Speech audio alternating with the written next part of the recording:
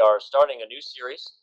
This is a series based around the concept of principle of two weaknesses. Now, what that means, it's actually sort of a grandmaster approach or an advanced idea in terms of how you should psychologically approach endgames with a small advantage.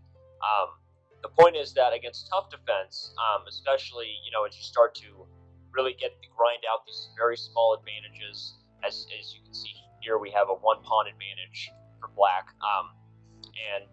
But as you start to get to the level where grinding out a small advantage is tough when you're facing master level and higher competition, it becomes really important that you have the right psychological approach, the right patience in your thinking, and just sort of the right goals in your mind about what you want to do to achieve victory in the position with the minimal amount of effort and least amount of risk. So we're going to start out. I'm going to make white's first move, then I'm going to give you some more concepts to think about. So obviously white's knight is attacked here by the bishop, and so white moved the knight to b3. Now at first sight, black's advantages are pretty obvious. Obviously there's the extra pawn on b4. He also has the bishop pair, which many of you may notice right away. Also, his pawn structure on the king side is a little bit better. The formation on the king side of the pawns is not obviously optimal for white. However, with all of that being said, refresh the board here. With all that being said, what exactly is black's best plan to improve on his advantage here? I've got kind of a list that I use with my students. And what it is sort of a psychological approach and a little bit of a checklist they need to go through in their head. And it really makes a difference that this list I'm talking about gets ingrained in your thinking, especially as the advantages become smaller and smaller. This position here, you're going to notice, is a pretty easy win for black, especially once you find the right concept. But as you get to positions with more difficulty, you'll notice that if you don't have the right approach and if you aren't being patient and have the right goals, then of course it's going to be much more difficult. So one of the first things I like to talk about is exchanges. That's a rule. What that is strong players are always aware. Sometimes they actually do have to take the time to say, okay, what exchanges help me here? But most of the time they're always aware of what exchanges are going to increase their advantage and what exchanges are going to decrease their advantage and their opportunities to win.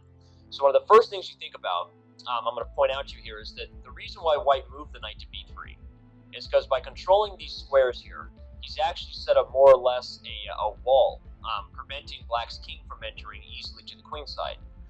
Now, an obvious way to try to get rid of that wall is to bring the bishop to a4 and make an exchange on b3, where obviously the dark squares will no longer be defended. However, what's the problem with that? The problem with making an exchange on b3, let's say if white just waited or something, is now we're headed into what we call an obstacle bishop ending. Now, I'm sure a lot of people have heard things about obstacle bishop endings and the different difficulties and the technique and all this different stuff. I'll be the first one to tell you that it's an illusion to say that all opposite colored bishop endings are drawn. That is not true. However, I would definitely agree with the fact that obstacle bishop endings are more difficult to win, especially when your advantage is very small, like just a one pawn advantage. So you notice that because the bishops range over to the king side, you would now have to protect your pawns, maybe by putting them on dark squares, before you could even think about activating your king. And even if you do that, maybe white's king is in good position. But let's just say some obvious moves were played here. Let's say that these pawns were sort of forced to dark squares, and black tries to make some progress. One of the things you're going to notice is that even if black went out of his way to win the f2 pawn, that wouldn't necessarily change the outcome here. Because of the obstacle bishops, even a two-pawn advantage is not really enough to win here because of the inability to break through on both sides of the board, or even on one side of the board here, because of white's blockade. So that play is not forced by any means, but it is an example of what might happen if black just went right out of his way, trying to simplify the position and made a bad exchange. You'd be surprised how often players of expert level and lower really, still operate on something we were subconsciously taught as kids and as young players or just beginning players starting out, which is when we're winning, all exchanges help us. And I don't really like to think about it that way. I think that when we're winning, I like to use the phrase keep it simple rather than simplify. Because keeping it simple can suggest don't make it more harder than it is, don't make it more complicated than it is. And sometimes an exchange can make it more complicated than it already is. So keeping it simple sometimes suggests keeping the advantages you have and trying to execute and find a right plan with the pieces on the board how they are right now in this position. So with that being said, we're going to talk a little bit more about this list here and get into what some of the ideas are. But I'd like to recommend that we take a moment here and maybe you try to figure out what you would do here, keeping in mind, obviously, the title of this video series is Principle of Two Weaknesses. So I'm sort of suggesting you need to find a second target, or at least a second advantage to try and execute. So I want you to take a second here. Again, I recommend you pause the video. Hopefully, anybody who enjoyed my rook ending series, we did a lot of that because I like to do positions in a training format, because I find that when you force yourself to think and you're not just sitting there letting me spoon feed you the information, if you will, it's really going to help your digestion and how well you can use this information in your own games. So like I said, please pause the video and take a moment to think. Okay, we're going to assume that you tried to figure it out and were able to come up with some sort of plan for black. Now, the move here is pretty obvious once you see it, but I'm going to recommend one more idea that isn't right. A lot of people, a lot of my students, a lot of players suggest this move f5. And the reason is you're starting to think, well, I have the bishop pair, so opening the position can't really hurt me. And obviously I open up the bishop to attack a second target here, and it can't really hurt. Now, with that being said, I would bet that black might still be winning in this endgame with a lot of good technique. But it's not nearly as effective once you see what the answer is here. You're going to agree with that. And the other thing is that if I do continue to wait, it's not exactly clear how to make progress. For example, you come up, let's say I move my bishop or something, and even playing f4, I don't necessarily have to do anything here. I don't have to take it and let your king in. If you take me, you're undoubling my pawns and still in a situation where your best option might be just to trade off all the pawns, and that's not really going to help you for obvious reasons to win this endgame. So f5 is not the most accurate approach. The most accurate move here, beyond one of our next few rules and kind of a psychological tips about how to win these endgames efficiently, but the most obvious move is h5, and this is the best move by far, because what you're doing here is recognizing that you're not going to take advantage of the double pawns by attacking them, meaning you're not going to play f5 and try to open the diagonal, but you're going to play h5 with the idea of very simply playing g5, maybe playing f6 next just to protect your pawn, because discipline and patience is always good when you're winning. But at some point, you have the threat of playing h4, and how can he stop it? He can't. Very important to notice, hopefully nobody thought about g5, because g5 would only allow g4, and you would lose not only the h5 opportunity, but also the f5 opportunity. So h5 is the best move, and after this move was played in this game, black went on to win very easily, because white's defense becomes 1,000 times more difficult when he doesn't only have to worry about this blockade over here on the queen side. He now has to be thinking at all times about the pawn pushing. White has two approaches. We're going to go over both quickly because, like I said, this is pretty much an easy win for black. But before I do, the second thing I wanted to talk about was this I guess, winning idea, psychological concept I like to talk about with my students, which is building a bridge. I was actually taught it by one of my mentors, and what that is like, I'm not even sure the analogy makes sense, but bear with me here. So you go into like a river, and you recognize that you need to get to the other side. So now you've recognized your goal, right? But you wouldn't even think of building a bridge to get across if you didn't have a goal in mind, if your goal wasn't to get across the river, right? So this building a bridge calculation is first thing, recognizing where your pieces need to be. What are the biggest weaknesses in your opponent's position? What is the best way to optimize your winning chances before you think about exchanges, before you think about trades or even king activity? To some degree, you want to make sure you don't forget anything, you don't neglect anything, you don't miss any opportunities. So by recognizing this building a bridge calculation, I always think about it because I'm always like, what is the right approach here? Where are my goals and beyond my obvious advantage? So instead of beating my head against a brick wall or trying to go to the obstacle bishop ending, I'm always going to think about where I need to get to, what my goals are, the building a bridge calculation. So I need to create a second weakness, and so that's why h5 was the best move here, very obviously. White in the game played a very passive approach, sort of pretending to defend, but really just trying to sit and wait and see. And the obvious problem with this is that black does not have to push h4 right away. For example, if you did push h4 right away, you almost might be defeating our purpose of principle of two weaknesses, because you wouldn't want to create a situation where white has the opportunity to run up here and win the pawn and maybe create some craziness. Even if by exact calculation you figured out that you were going to be winning over here and holding on to one pawn in the end, it's not the most accurate approach, especially when you calculate or at least evaluate that most likely when you get to these types of positions, you have a little bit of time pressure, and trying to sit there for 10 minutes and calculate a line to the end. Either you do that and get under serious time pressure, or B, you decide just to go for that line and not calculate because you're a non and you're a genius. But then maybe you miss something, and so you try to avoid time pressure, but you went for a crazy line instead of playing patiently and disciplined, and ended up blowing your win. So the best move here for black, in my opinion, is now to consider what exchanges actually do help him here. We talked about the exchange that doesn't necessarily help. Although with this second advantage, I would make a note that even that should be strongly considered here and may even be winning. You would have to calculate whether or not the king could come over and blockade, and this bishop could blockade this guy in time, so that the obstacle bishop can set up a wall. But without even calculating that, we're gonna talk about what I think black should do, which is sort of recommending to simplify the position. But what we're doing here is making a trade of two different pieces, which are the bishops. Now, by doing that, you're eliminating the blockade over here, obviously. You're not creating an obstacle with bishop ending. And you're putting white in the obvious situation that once that blockade is gone, this king will enter the queen side, and you will either choose to lose your knight and lose the game, or you're going to make a run of it, and then I'm going to queen this pawn. Not really that hard to see. If you went here, I would still actually recommend not even pushing. Sometimes, I guess the old adage in like war, the threat is more powerful than the execution, right?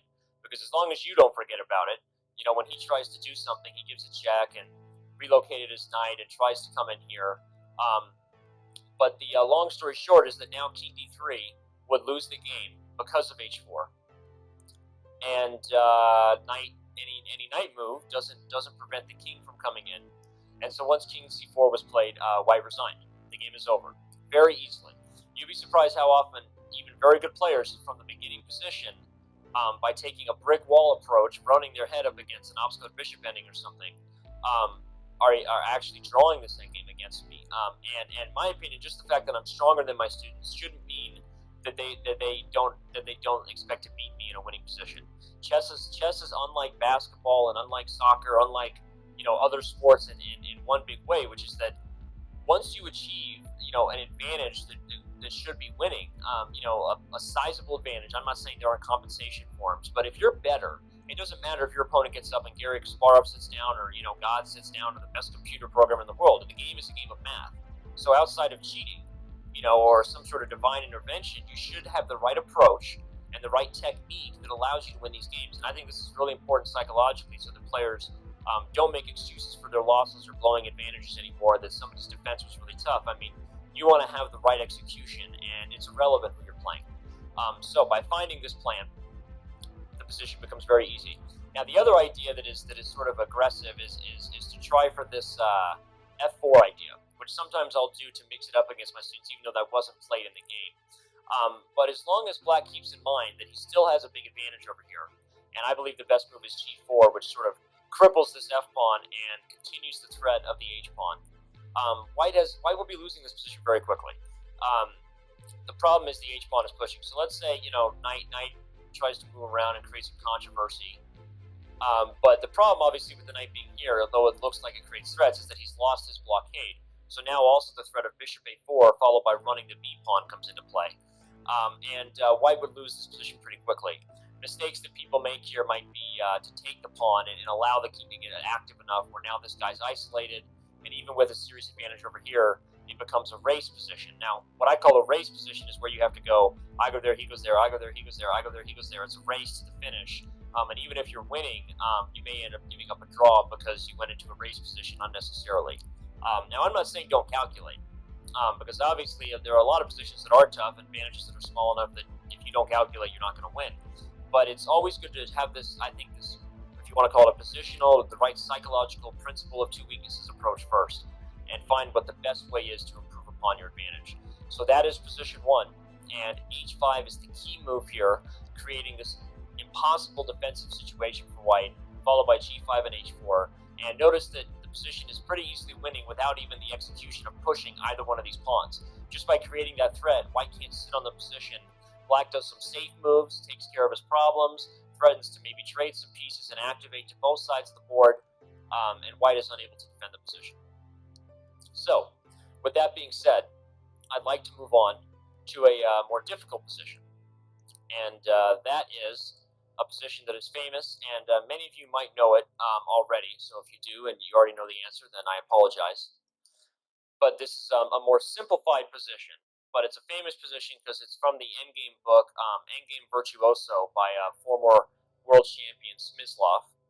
And he was a very good endgame player, obviously. I think, a lot of great endgame players that came after him, like Karpov and Kramnik, very good technical players who never blew small advantages. And a lot of times, they were able to grind out wins out of positions that other people weren't able to, because their knowledge of these technical winning ideas and psychological winning ideas, like principle of two weaknesses, finding the way to put the most practical pressure on your opponent. They were very good at these things. Okay, and so this is our first position, and here you need to be thinking right away. So we're going to take a pause moment. I'd like you to think about what you would do here if you were black. Actually, we'll start the position here, since White's last move was King F3. We're going to start the position here and say that it's black to play. What would you do in this position if you were black? And keeping in mind this principle of two weaknesses mindset, obviously your passed b2 pawn is very strong, but the disadvantage here is that you are not of material. And if you miscalculate, you may run into some problems where his king and 2-on-1 advantage becomes just as problematic as your b pawn is to trapping his knight. So you need to have the right approach here, and I'd like to take a second, have you think, and see if you can figure out what your right approach would be. Go ahead.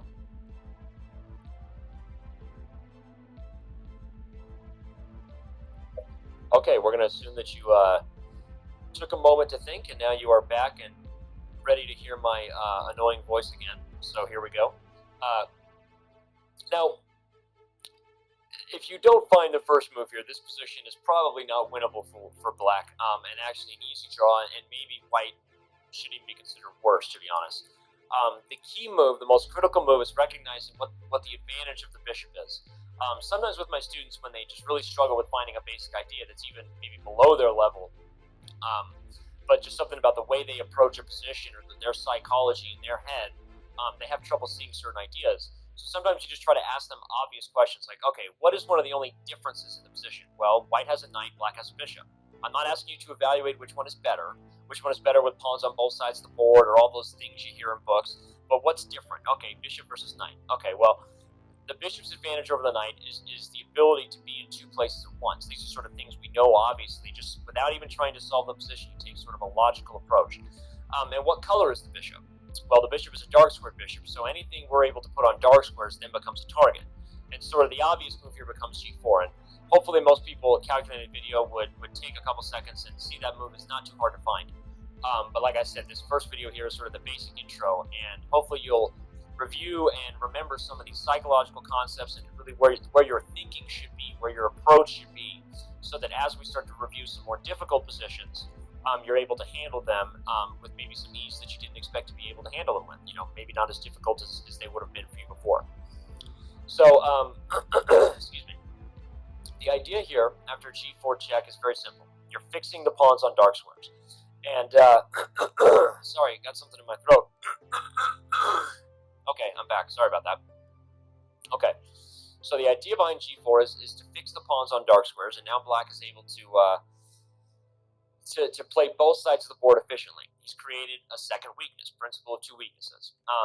White's choice is just as difficult as it was before. Do we activate and try to be as aggressive as we possibly can, or do we sit and wait, thinking that maybe if we just sit and hold, black's not going to be able to make progress? Well, the sit and wait and see mentality doesn't really work here for obvious reasons. You could improve the bishop first by activating it onto a diagonal, not like this knight's going anywhere. Also, by improving the bishop, which is what I would recommend, you are pointing out the fact that at some point you'll head to this diagonal, the g1a7 diagonal, and go after these pawns, especially if his king changes his mind and tries to leave. And just from a psychological standpoint, one of my rules there I like to use is called maximize. I know these are all kind of weird words, exchanges, maximize, whatever, but maximize is very simple, and that is like, it's the mindset of this. When your opponent is in a bad position, he's losing. And like I said, the psychological concept that chess is different than other games, because in basketball, if they're down by 25 points, They don't get penalized by having 4 men or the basket becoming 12 feet high, right? I mean, there's no sizable difference, so they're always on equal playing ground. But in chess, if somebody achieves a large advantage, technically the game has changed, and now they should lose, even if they were playing perfectly, as long as you played well. So what I'm saying is the maximize mentality is that if your opponent's in a bad position, the longer you keep them in a bad position without rushing ahead and calculating some deep line, that never hurts. Because if they're in a bad position where they can't really change anything for their advantage. Now, sometimes they can change things for their advantage, and you do need to operate well. I'm not saying you shouldn't do that. But recognize what you're in. And when you're in a position where your opponent is stuck permanently on 2 sides of the board, taking some time to relocate your bishop before you even consider what route this king should take, whether it be this route or whether it be the longer route. Before you even calculate that and consider it, maximizing the bishop, crippling the knight on the worst possible square, these sort of patient approach create good tactics. Because as Botvinnik said, the famous world champion, tactics are the servant of strategy. Has anybody ever heard that? Which basically is saying that, the game is a strategical game based on everything that is permanent. Anytime a pawn moves, that creates a permanent situation, right? So if you recognize all these sort of permanent features in a position, the positional chess aspect, the tactics tend to favor you when you're able to recognize where those are. So by recognizing your opponent is in a permanently bad position and taking the time to maximize the ability of the bishop, to maximize your pieces, it's just the right approach. It's the right patient approach. It's the right practical approach, because the longer you keep somebody down, the more likely they are to, freak out and kill themselves and make even maybe a bigger blunder that helps you. So why not keep them down? Relocate here. He's sort of sitting, and maybe even put the bishop here. Who cares? And now I think the most accurate way is actually to come out quickly. It looks like you're leaving here, but he can't really do anything. And it's really just a bluff game here. Even this move might be winning, because after check you can go here, and he's not taking with check. You simply have to go back and guard the pawn. Then you take the pawn, and either his king will run over here and stop your king from winning the knight, or his king will, which allows the bishop to come in, or his king will stay, and or he'll probably resign here if he knows what's best for him. So Smyslov played g4. Obviously, his opponent, who's a grandmaster, very strong grandmaster, did not just sit and wait. Played the right policy, which is I'm going to be aggressive. And Smyslov played bishop d2, which again he's trying to maximize his pieces before he decides what the best way is to deal with the coming threats. And so the second thing I want you to think about was after bishop d2 was played, white played knight b1. Now black played bishop a5, because if he played bishop b4, he's essentially losing a tempo, because after king to d5, he's taken away this square. So accuracy is key. Remember that. So here you go here, and you're threatening to come around, which is definitely the most accurate way to attack this position. But white comes forward anyway, has no choice. And so the second thing for you to think about is what you would play in this position. Is it time to calculate? Is it time to break Danny's rule of just play patiently and defend, and calculate bishop b6 and see if you're winning, and if your king can't just defend later? Or is it good to just play the king over and try to hold the pawns from coming forward? So think about it for a second. Go ahead.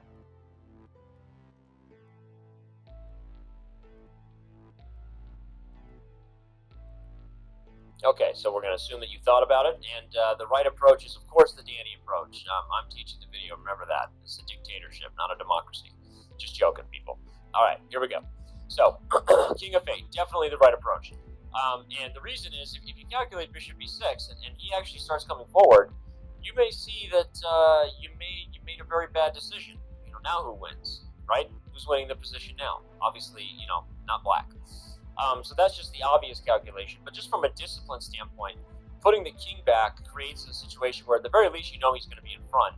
He can't stop you from coming after these pawns anyway. That's the whole point of this, is long-term positional weaknesses, principle of 2 weaknesses.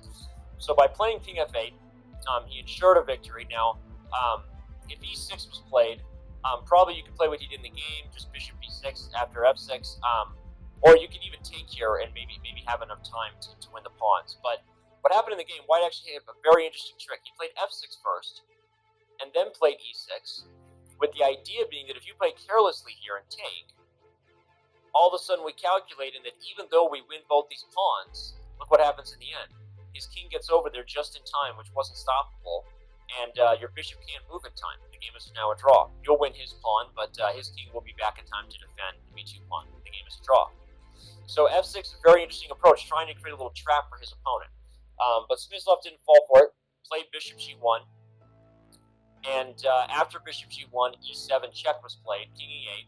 Now the king did indeed come over, again threatening the same idea, but black plays h4. Obviously he couldn't go king f5 because you just take the pawn. So he played king f4, h4, takes the pawn, and king h3.